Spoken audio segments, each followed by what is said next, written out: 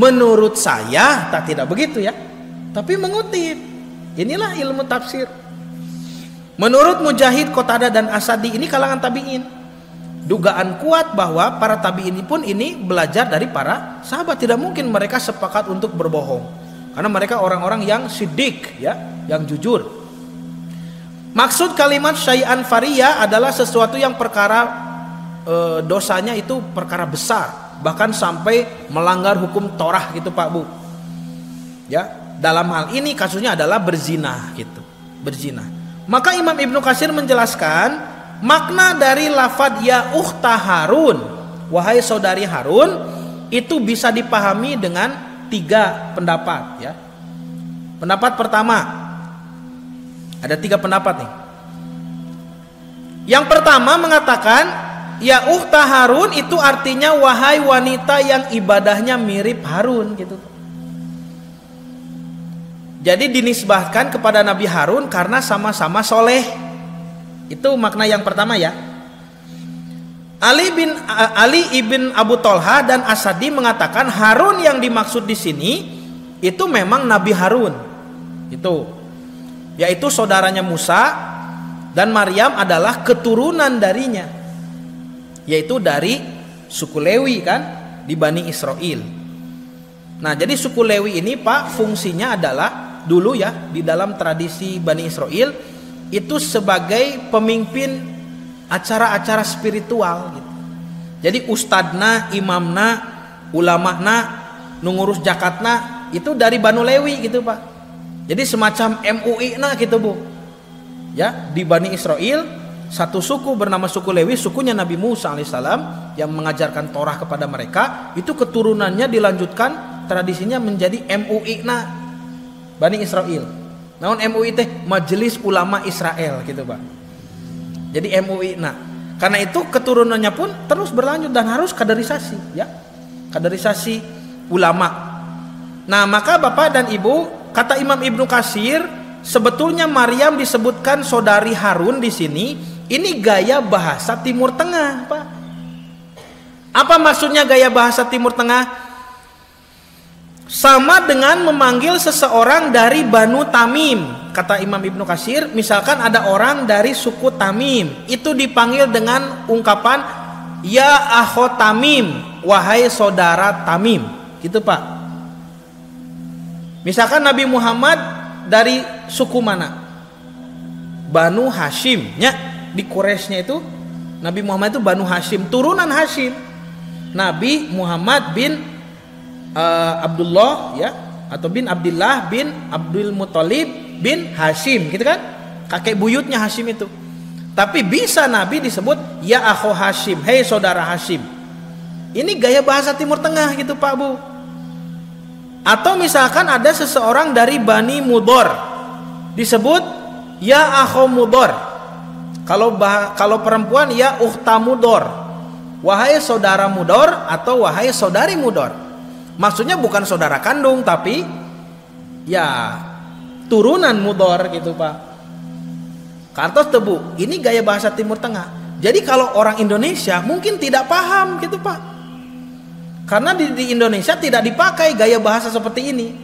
Hei saudara si Anu, disebut nama kakek buyutnya, tidak ada kan di kita ya Pak. Cobi bapak sareng ibu saudara saha. Bapak ibu kenal tidak siapa nama nenek moyang ke atas gitu Pak? Dari kakek, buyut, bao, jangan wareng, gagang siwur gitu banyak kalau. Naon deui? Kenal tidak Pak? Kalau keluarga saya alhamdulillah ada catatan ya. Saya Lasanova Humaydi Yusrian bin Bapak Heri Yusron Safari bin kakek Abad Badrudin bin Iyet Syarif Hidayat, Uyut berartinya bin Eyang Asy'ari Atma Wijaya. Naon tah? Bau berartinya bin Eyang Haji Idrus jangan wareng. Ayalah dugi ka jangan wareng. Eyang Haji Idrus itu dulu ulama di Majalaya Pak. Ya, membangun masjid sampai sekarang masjidnya ada. Dan saya rutin ngaji di sana, mengisi pengajian. Itu yang didirikan oleh beliau dulu. Nami masjidna Masjid Pusaka gitu Pak. Pusaka teh naon? Poma ulah sieun angin ka Allah gitu Pak. Jadi tradisi ulama dulu itu memberi nama itu dengan singkatan. Dan sebetulnya nama saya juga singkatan, Pak. Lasanova itu lalaki Sabtu November akhir gitu. Singkatan gitu ya. Adik saya dulu diberi nama Sendri, itu Senen di Adewarti, Borojolna di Bidan Adewarti, Pak. Ya, memang begitu tradisinya. Saya punya sepupu namanya Sendriko Baginda Munggaran. Ya, namina gaya. Padahal singkatan itu. Sente Sabar Enden, bibinya yang melahirkan Bi Enden kan Sabar gitu. Riko teh Rido Kolot gitu, Pak. Baginda teh Bagea Incu datang, tingki eta di pasihan nami Bagea Incu datang. Munggaran nu kahiji gitu. Ya memang begitu tradisi dulu ya. Nah, itu saya kalau disebut saya turunan Eyang Idrus, lalu saya melakukan akhlak yang tidak terpuji oleh orang Arab, saya bisa disebut ya akho Idrus gitu, Pak. Hei saudara Idrus gitu.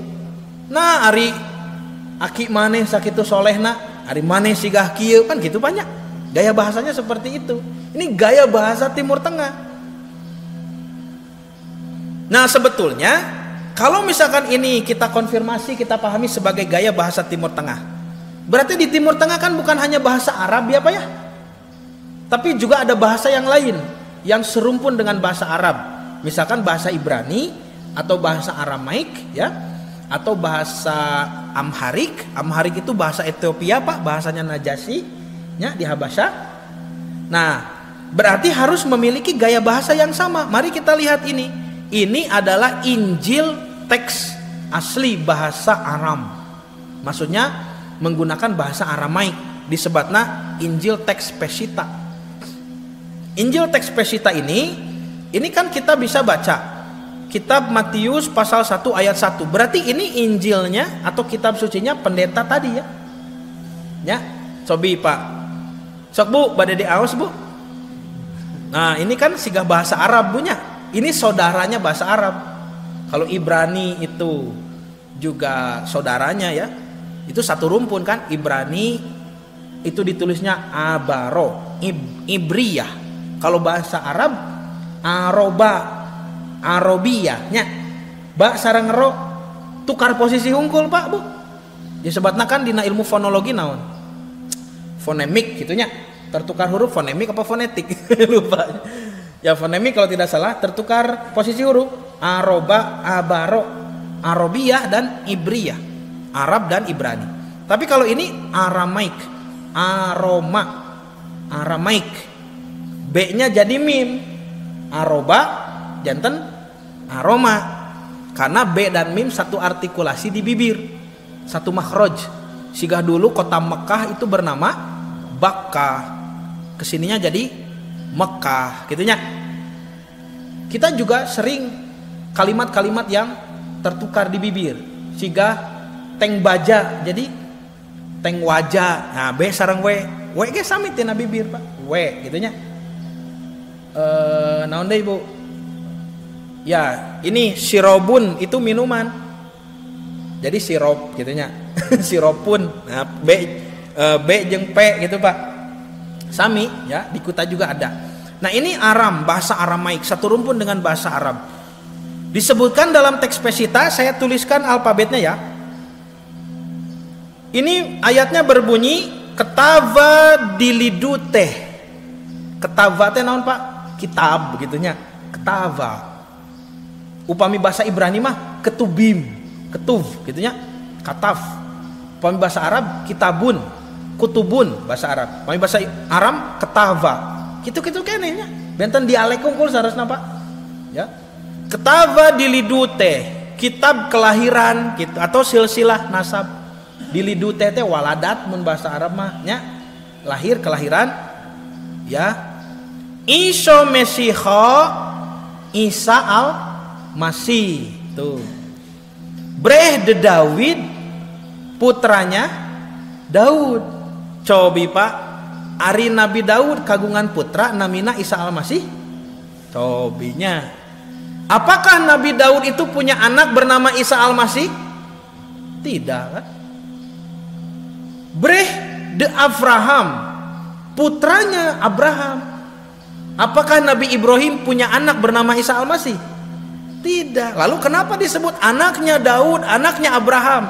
Ini di kitab mereka sendiri. Sekali lagi ini gaya bahasa Timur Tengah, penisbatan kepada nenek moyang gitu Pak. Jadi Iso Mesiho breh de David breh de Abraham. Isa Al-Masih putranya Daud, putranya Ibrahim, itu bukan maksudnya anak biologis dari Daud, dari Ibrahim, tetapi maksudnya keturunan Daud dan keturunan Ibrahim, karena sama-sama dari Bani Israel. Nabi Daud itu kemudian nyambung ke Nabi Ibrahim lewat jalur Ishak, jalur Yakub, jalur Ishak alaihi wassalam. Kenapa dinisbatkan kepada Daud dan Ibrahim? Karena sama-sama memiliki persamaan ya dalam kebaikan dan kemuliaan.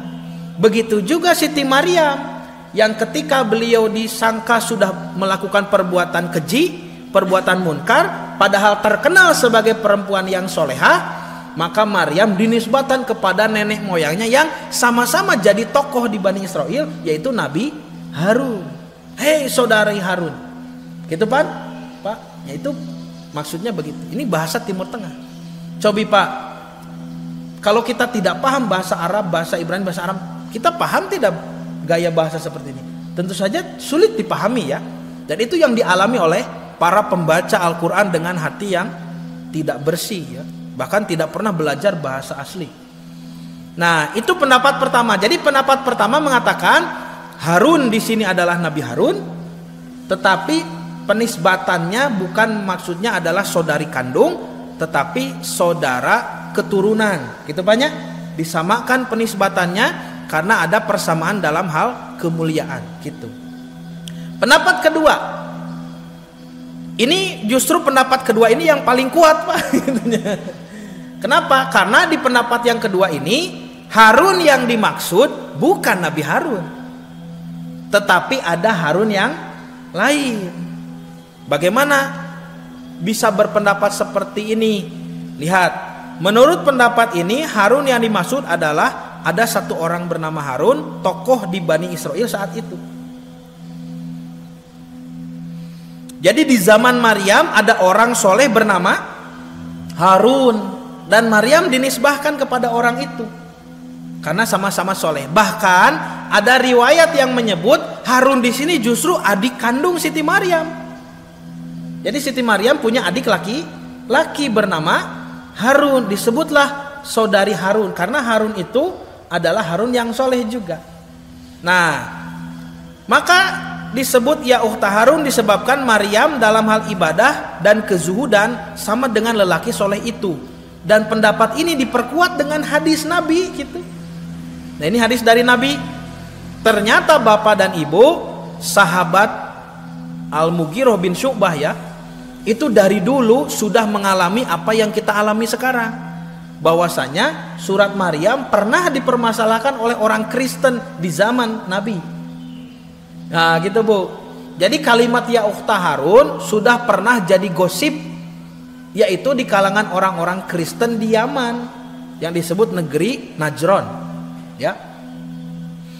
Kata sahabat Mughirah bin Syu'bah, Ba'athani Rasulullah sallallahu alaihi wasallam ila Najran. Rasul mengutusku ke kota Najran atau ke negeri Najran. Faqalu, maka sudah menjadi gosip di sana. Qalu di sini bukan begini, orang-orang Najran serempak berkata 1 2 3, hei, bukan begitu. Qalu di sini maksudnya sudah menjadi ucapan-ucapan yang yang menjadi gosip komunitas di sana gitu Pak ya, secara kolektif ya, secara kolektif. Jadi mun saur bahasa Sunda mah tosabiwir hiji gitu Pak ya, tosabiwir hiji. Faqalu, mereka mengatakan aro'aita ma taqra'un, hei, kamu dengar tidak apa yang dibaca orang Islam gitu Pak. Kalimat ya ukhta Harun, Siti Maryam disebut saudari Harun. Wa Musa qabla Isa bikadza wa kadza, padahal kan Musa jeung Isa jaraknya begini dan begitu, maksudnya jauh gitu banyak, tidak sejaman gitu Pak. Qala maka sahabat Al-Mughirah tidak bisa jawab, lalu beliau mengatakan faroja'tu, aku pulang saja. Aku pulang ke Mekah. Fadzakarut dzalika li Rasulillah sallallahu alaihi wasallam. Maka aku menyebutkan permasalahan ini kepada Rasulullah SAW. Diadukan kepada Nabi. Faqala, maka Nabi menjawab, ala akhbartahum annahum kanu yatasammuna bil anbiya'i wasolihina qablahum. Mengapa kamu tidak menceritakan kepada mereka bahwa mereka dahulu biasa memakai nama-nama nabi dan nama-nama orang soleh di kalangan mereka? Mun bahasa orang mah kieu Pak, lain dibejakeun atuh, pan Harun teh lain hiji atuh, gitu Pak. Harun itu ada banyak, karena Bani Israel sepeninggal Nabi Harun, ya, Nabi Harunnya wafat, itu mereka banyak menamai anaknya dengan nama Harun, gitu Pak. Meneladani Nabi Harun. Bahkan di dalam riwayat Imam Ibnu Katsir ini mencantumkan kisah ketika Nabi Harun wafat, jenazahnya diangkut oleh orang yang banyak bernama Harun. Jadi Nabi Harun atau ngetren, gitunya, ya sudah ngetren seperti Nabi Muhammad di Arab. Muhammad itu bukan nama Arab kan? Tidak ada orang Arab bernama Muhammad. Muhammad itu kan baru dipakai oleh beliau, oleh Nabi SAW. Ketika Nabi diberi nama Muhammad, ya, dan itu sama ejaannya dengan kitab Yahudi, ya. Kalau tidak salah kitab Kidung Agung, ya. Syir Hashirim, kitab Kidung Agung disebut Nabi ada orang yang bernama Muhammadin, katanya. Nah, jadi di Arab itu tidak ada aya ge Mahmud di Arab mah gitu, taya Muhammad. Nah, tapi ketika Nabi itu menjadi terkenal, jadi Rasul, ya, jadi pemimpin umat Islam sampai membangun peradaban, banyak orang diberi nama Muhammad, gitu Pak. Harun pun sama demikian. Nah, maka menurut pendapat kedua ini, satu, Harunnya bukan Nabi Harun, tapi Harun yang lain. Maka Siti Maryam dinisbatkan kepada Harun tersebut. Itu bisa jadi saudara kandungnya sendiri, atau kalau tidak itu adalah penisbatan secara penisbatan kesolehan, ya, karena sama-sama terkenal sebagai orang yang soleh. Terakhir pendapat yang ketiga ini sama dengan pendapat yang kedua sebetulnya, ya. Jadi kalau di pendapat yang ketiga, Harun yang dimaksud itu bukan Nabi Harun tapi Harun yang lain. Hanya saja di pendapat yang ketiga, Harunnya itu orang yang durhaka, gitu Pak. Jadi Siti Maryam dinisbatan kepada orang yang durhaka ini karena dituduh berzina. Jadi ada Harun kriminal, gitu Pak, kriminalis, ya, kemudian keluar masuk bui, gitu. Ketika Siti Maryam itu juga dinilai berbuat keji, dikatakan dulur si Harun siamah, gitu Pak. Si Harun dibui, si Harun penjahat, gitu. Jadi ini pendapatnya memang kurang masyhur, ya. Yang paling kuat itu ya pendapat yang kedua. Ini Harun yang lain, ya. Karena itu ada hadisnya tadi, riwayat Imam Ahmad dan juga diriwayatkan oleh Imam Muslim, meskipun dari jalur satu sanad. Bahkan kalau kita buka di dalam tafsir Al-Furqan, tulisan Ahsan, ya. Bapak dan Ibu kenal kan? Guru besar Persatuan Islam, Ahsan, ya. Itu menulis di dalam tafsir Al-Furqan di surah Maryam ayat ke-28, kalimat ya ukhta Harun pakai footnote di bawah. Harun di sini atau Maryam disebut begitu karena bukan maksudnya Nabi Harun, ya. Bukan maksud saudara Nabi Harun tapi Harun yang lain. Itu ada. Jadi memang sudah masyhur di kalangan para ulama ahli tafsir bahwa ya ukhta Harun itu maksudnya bisa Harun yang lain, ya. Dan kalaupun dimaksudkan Harun itu Nabi Harun, ini bukan berarti saudari kandung, tapi penisbatan gaya bahasa Timur Tengah. Nah, Pak, sudah ya, saya tutup dengan ini. Pak. Tinggal Pak, Bu. Maka kita lihat, Pak, ini unik, ya. Ini paling unik. Saya terima data ini tentu dari guru saya, Al-Ustadz Dr. Menachem Ali, ya. Ustadz Menachem atau Ustadz Ali menyebut ada keunikan justru di dalam Quran, ya, tentang ya ukhta Harun dengan kalimat yang ada di dalam Bible. Bahkan kalau kita baca dengan bahasa Injil yang asli, bahasa Aram, yaitu teks Pesita yang tadi, ya, yaitu Siti Maryam sama-sama disebut sebagai saudari atau saudara tokoh terkenal sebelumnya, Kalau di Quran disebut saudara Harun, Pak. Kalau di Bible, Maryam disebut saudari Elizabeth. Sahabu Elizabeth teh sanes tukang cendol. Cendol Elizabeth. Tapi Elizabeth di sini adalah istrinya Nabi Zakaria. Siapa istrinya Nabi Zakaria ini? Elizabeth, ibunda dari Nabi Yahya. Jadi Nabi Zakaria itu gurunya Siti Maryam punya istri namanya Siti Elizabeth. Saya pernah jelaskan ini ya di episode Takdir Yerusalem. Elizabeth ini ada yang mengatakan sepupunya ibunya Maryam, Siti Hana, istrinya Imron. Ada juga yang mengatakan sepupunya Maryam gitu Pak. Yang jelas bukan saudari kandung. Tetapi di dalam Injil Lukas pasal 1 ayat 36, kalau dibaca di teks Pesita, itu kalimatnya malaikat Jibril berkata kepada Maria ketika mengkabarkan kelahiran Yesus Kristus atau Nabi Isa, kamu akan melahirkan Isa Al-Masih dan saudarimu, saudari perempuanmu pun Elizabeth akan melahirkan, yaitu Yahya, gitunya. Yohanes Pembaptis mencek orang Kristen Bapak. Jadi dua keajaiban dikabarkan kepada Maryam. Maryam tidak disentuh laki-laki bisa melahirkan. Elizabeth sudah tua dan mandul, sudah menopause, ya bisa juga melahirkan.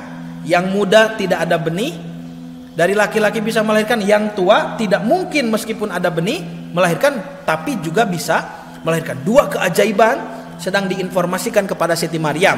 Lalu dalam bahasa aslinya, saudarimu Elizabeth itu kalimatnya adalah dalam teks Pesita berbunyi Eliseva akhyantehi. Eliseva akhyantehi. Akhyantehi teh kalau dalam bahasa Arab itu ya uhtuka gitu. Saudari kandungmu. Kenapa disebut uhtuka atau saudarimu? Padahal Elizabeth itu bukan saudari Maryam. Ini ada keunikan bahasa. Ditambah, Pak, ini lebih unik lagi intinya. Ternyata Nabi Harun di zaman Nabi Musa pun punya istri namanya Elizabeth sama. Tinggal ini di kitab, ini ya, mohon maaf, di kitab Keluaran di Torahnya Yahudi ya, Sefer Shemot pasal 6 ayat 23, dan Harun mengambil Eliseva. Eliseva itu Elizabeth, anak perempuan Aminadab, saudara perempuan Nahason, menjadi istrinya. Tuh, ya. Jadi istri Nabi Harun, ini kitab Keluaran Sefer Shemot kan masuk Torahnya Nabi Musa. Artinya yang dikisahkan ini Harunnya kakaknya Nabi Musa, beristrikan Elizabeth. Jadi kita punya dua Elizabeth sekarang, Pak. Elizabeth istrinya Zakaria, ini ayatnya yang membuktikan. Lukas pasal 1 ayat 5. Pada zaman Herodus, Raja Yudea, adalah seorang imam besar bernama Zakaria dari rombongan Abia, Nabi Zakaria. Istrinya berasal dari keturunan Harun, namanya Elizabeth-nya.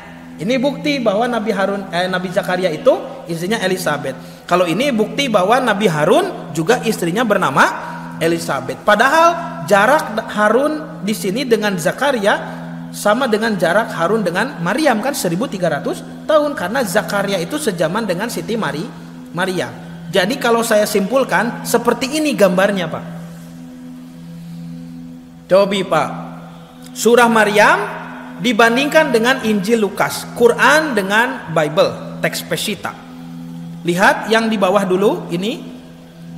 Kalau Quran, ini Quran menyebut dengan kalimat Ukhtu Harun, dipanggil dengan huruf nida, ya ukhta Harun, gitunya. Wahai saudari Harun. Kalau Bible menyebut Eliseva akhyantehi, atau saudari perempuanmu Elizabeth. Quran menyebut Maryam dengan saudari Harun. Harun yang mana? Apakah Harun Nabi Harun? Gitunya banyak. Atau Harun yang lain?